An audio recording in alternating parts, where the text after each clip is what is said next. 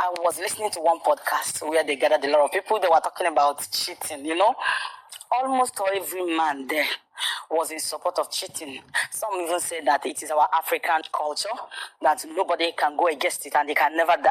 That any woman that is against cheating should just leave anything African continent and move to the Western world. They were even referring to our grandparents that during their own, a man can marry as many as in, is cheating the same thing as polygamy? When I try to let somebody know that cheating is different from polygamy, he said it's a lie.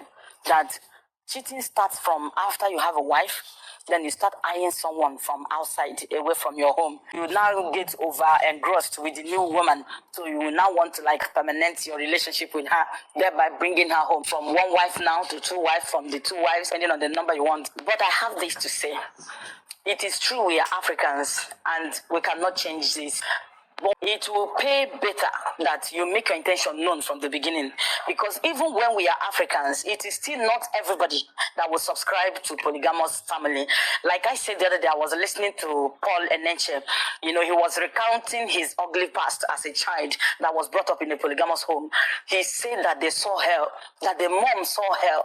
It was at that young stage of his life that he promised himself that he's not going to raise or breed a family like a family he's coming from.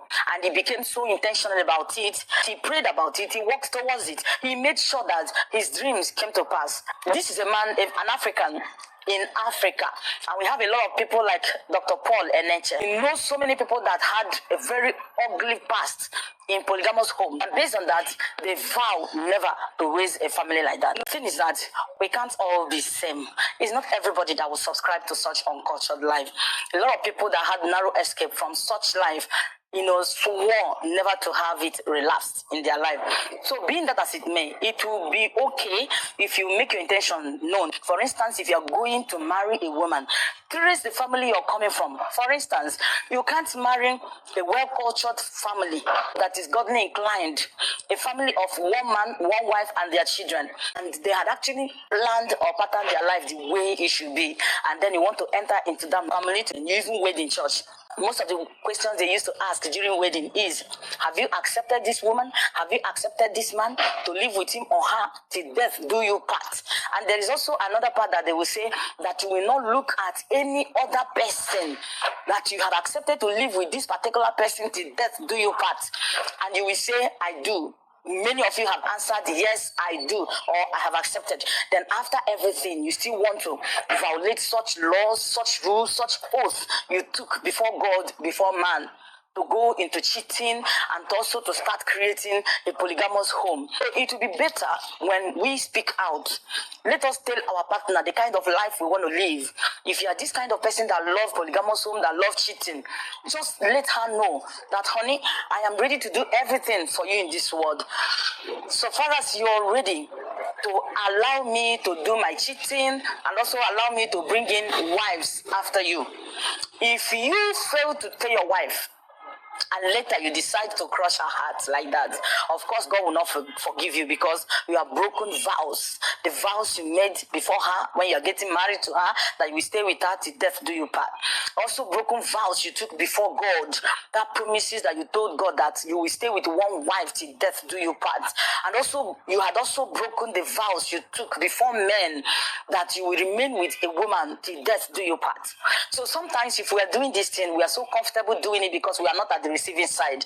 We are the one giving out. And because we are the one giving it out to the ladies we got married to, it doesn't really mean anything to us. We can go any length of doing anything.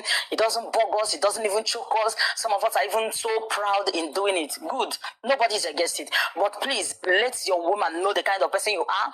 Let her know the kind of life you want to live. Let her know the kind of family you want to, create after that marriage.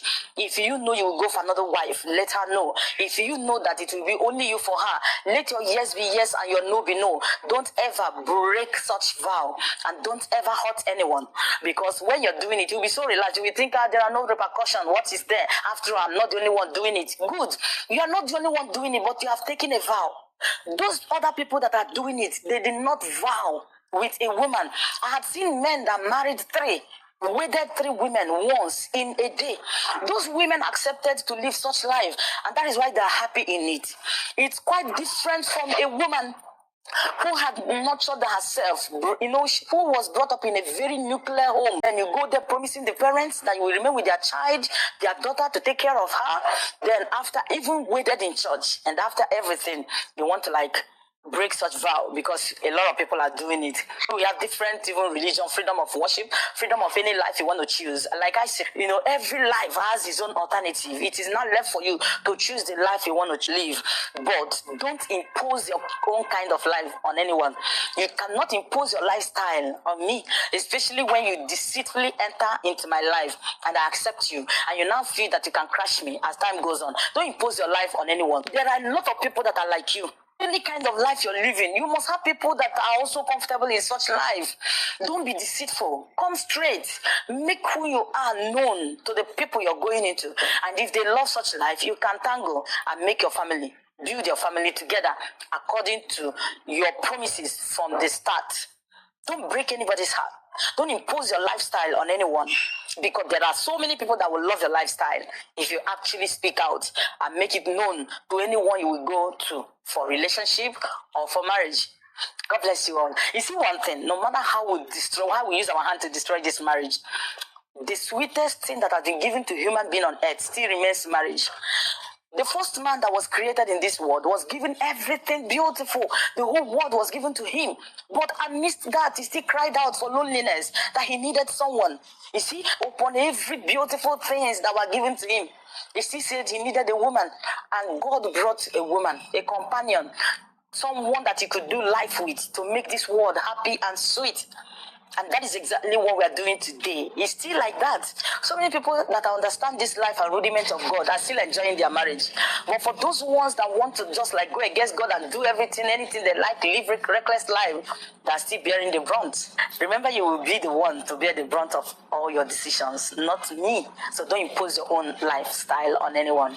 God bless you all. Cynthia Kes.